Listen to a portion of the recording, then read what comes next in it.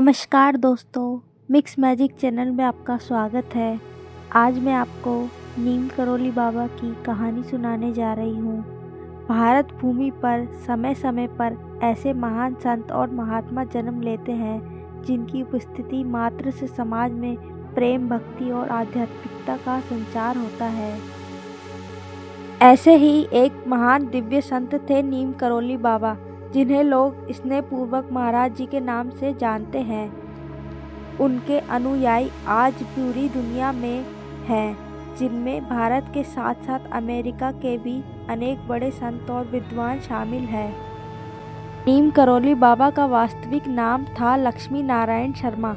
उनका जन्म लगभग 1900 ईसा पूर्व के आसपास उत्तर प्रदेश के फर्रुखाबाद जिले के अकबरपुर गांव में हुआ था।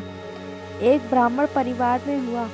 उनके पिता का नाम दुर्गा प्रसाद शर्मा था, जो धार्मिक और शिक्षित व्यक्ति थे। बचपन से ही लक्ष्मी नारायण बहुत ही शांत, गंभीर और धार्मिक प्रवृत्ति के थे। जब उनके मित्र खेलकूद में मस्त रहते, तब वे मंदिरों में जाकर ध्यान या पूजा में लीन रहते थे। कहा जाता है कि बचपन से ही उनमें दिव्य शक्तियाँ प्रकट होने लगी थी। वे अक्सर भविष्य की बातें ऐसी सहजता से कह देते थे जो बाद में सत्य सिद्ध होती थी। नीम करौली बाबा का विवाह अल्प आयु में ही करा दिया गया था, किंतु कुछ वर्षों बाद उन्होंने सांसारिक जीवन का मोह त्याग कर संन्यास का मार्ग अपनाया। वे घर से निकलकर साधना और भक्ति में लीन हो गए। कहा जाता है कि एक बार वे ट्रेन में बिना टिकट यात्रा कर रहे थे। जब टिकट कलेक्टर ने उन्हें ट्रेन से उतरने को कहा तो उन्होंने शांत होकर भाव से उतरकर एक पेड़ के नीचे बैठ गए। परंतु आश्चर्य यह हुआ कि ट्रेन कुछ ही दूर पर जाकर चलना बंद हो गई। ट्रेन चालक और यात्री सभी हैरान हो गए। तब किसी ने कहा कि वह बाबा जिनको आपने ट्रेन से उतारा था, उन्हें वापस बुलाओ। जैसे ही बाबा को सम्मानपूर्वक बुलाया गया और ट्रेन में बिठाया गया, ट्रेन फिर से चल पड़ी। इस घटना के बाद से लोगों ने उन्हें नीम करौली बाबा कहना शुरू कर दिया, क्योंकि यह घटना नीम करौली नामक स्टेशन के पास घटी थी। नीम करौली बाबा का जीवन चमत्कारों से भरा हुआ था, लेकिन वह कभी अपने चमत्कारों का प्रदर्शन नहीं करते थे। उनके लिए चमत्कार ईश्वर की इच्छा थी। एक बार उनके भक्तों के पास प्रसाद के लिए थोड़ा सा भोजन था, जबकि भक्तों की संख्या सैकड़ों में थी। बाबा ने कहा, सबको खिलाओ। जैसे ही लोगों ने प्रसाद बांटना शुरू किया, वह भोजन कभी खत्म ही नहीं हुआ। सबने भर पेट खाया और फिर भी बच गया। अनेक बार उनके पास ऐसे लोग आते थे जिन्हें कोई असाध्य रोग था। बाबा उन्हें केवल आशीर्वाद देते थे या कहते राम नाम लो, और कुछ ही दिनों में वे स्वस्थ हो जाते थे। 1960 के दशक में अमेरिका से कुछ युवक भारत आए थे, जिनमें प्रमुख थे रामदास, रिचार्ड अल्पर्ट और लैरी ब्रिलेंट। बाबा के दर्शन से उनका जीवन बदल गया। उन्होंने अमेरिका लौटकर नीम करौली बाबा की शिक्षाओं को फैलाया, जिससे वह वहाँ भी प्रसिद्ध हो गए। बाबा के बारे में कहा जाता है कि उन्हें हर बात का ज्ञान पहले से होता था। कोई भक्त उनके पास जाने से पहले ही वह जान जाते थे कि वह किस दुख में, समस्या में है। नीम करौली बाबा ने कभी बड़े बड़े उपदेश नहीं दिए। वे बहुत सरल भाषा में कहते थे, सब में भगवान है, प्रेम ही ईश्वर है, सेवा ही सर्वोत्तम भक्ति है।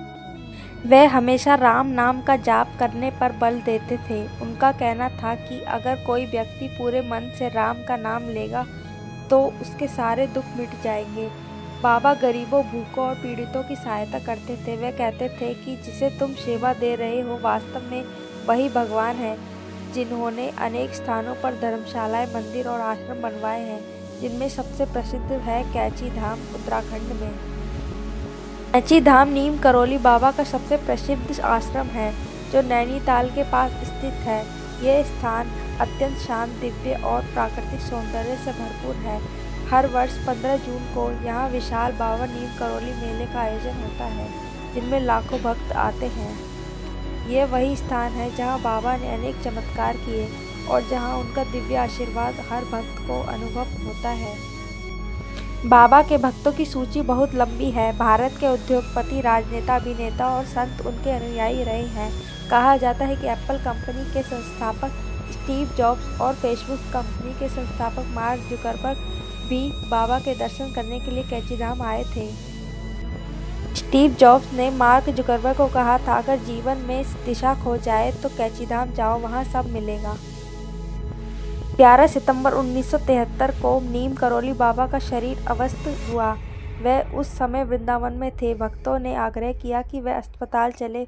उन्होंने शांत भाव से कहा, राम राम कहो।